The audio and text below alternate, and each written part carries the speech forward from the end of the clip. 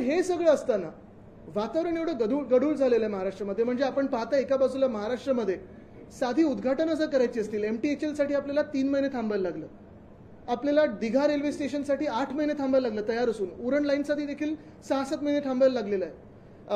पुण्याचं एअरपोर्टचं जे नवीन टर्मिनल आहे 4 महिने तयार होऊन तसंच तसं पडलेलं आहे, लोकांसाठी अजून उघडलेलं नाही. हे सगळं एका बाजूला असताना मुख्यमंत्र्यांचं लक्ष कुठेही मुंबईत नाही, महाराष्ट्रात नाही, पण परदेशी दौऱ्यावर जात असताना जिथे तुम्हाला 5 की 6 लोक जाऊ शकता आणि MOU सही करू शकता, तिथे एवढी लोक कशाला? MMRD मधून 5 की 6 लोक चाललेली आहेत. महाप्रीट नावाची एक संस्था, त्याच्यातून 6 की 7 लोक चाललेले आहेत. MSRDC मधून मला वाटतं 3 की 4 लोक चाललेली आहेत. मूळ MIDC खात्यातून 2 की 3च लोक चाललेत.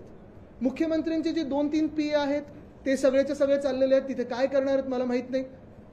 त्यांचे OSDs त्यांचे तर चाललेच आहेत, एक उपमुख्यमंत्र्यांचे पण OSD चाललेत. मग दोन्ही उपमुख्यमंत्र्यांना का घेऊन नाही जातं, किंवा दोन्ही उपमुख्यमंत्र्यांचे OSD का घेऊन जात? मूळ मुद्दा हाच राहतो की ज्या परिषदेत एक तर ते डायव्हर्स जर पाहिलं तर आमच्या कलानगर एवढं ते पूर्ण गाव आहे, 1 किलोमीटरची पण लांबी नसेल. तसंच डॅवॉस आणि क्लॉस्टर्स या दोन्ही गावांमध्ये त्यांचं एक पब्लिसिस्ट चाललेलं आहे. बरं 2-3 दलाल पण घेऊन चाललेत. ही सगळी जर यादी आपण पाहिली तर आपल्याला देखील धक्का बसेल की एवढे सगळे लोक डॅवॉसमध्ये नक्की सुट्टी मनवायला चाललेले आहेत, सुट्टी करण्यासाठी चाललेत, मजा घेण्यासाठी चाललेत, की खरोखर काम करण्यासाठी चाललेत? आणि खरोखर जर काम करायचं असेल तर राज्याचे जे प्रमुख असतात, आता घटनाबाह्य आहेत, पण ते त्यांच्याबरोबर 1-2 ACS घेऊन जाऊ शकतात. ज्या खात्याशी MOU आहे त्या निगडीत खात्याशी लोक घेऊन जाऊ शकतात. एक जरी घेऊन गेलं तरी बस असतं. सही करायला किती लोक पाहिजेत? जर कुठच्या बॅगा उचलायच्या असतील, गाडीला धक्का मारायचा असेल, काही खेळ खेळायचा असेल तिथे, तर 50 लोक गरजेचे आहेत. पण उगीच आहेत म्हणून घेऊन जायचं, कोणी विचारत नाही म्हणून घेऊन जायचं.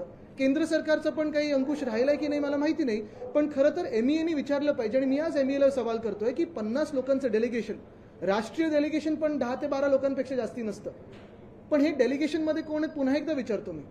बिझनेसमॅन कोण आहेत का? तर नाही आहेत. सगळेचे सगळे PA आहेत, OSD आहेत, आणि सगळेच लोक हे पूर्ण त्यांची यंत्रणा घेऊन चाललेले आहेत. कशासाठी? हा एक मूळ प्रश्न राहतो. ह्याच्यावर काही आपल्याला विचारायचं असेल तर विचारू शकतो. लोकशाही मराठी ऐका, पहा, जागरूक रहा.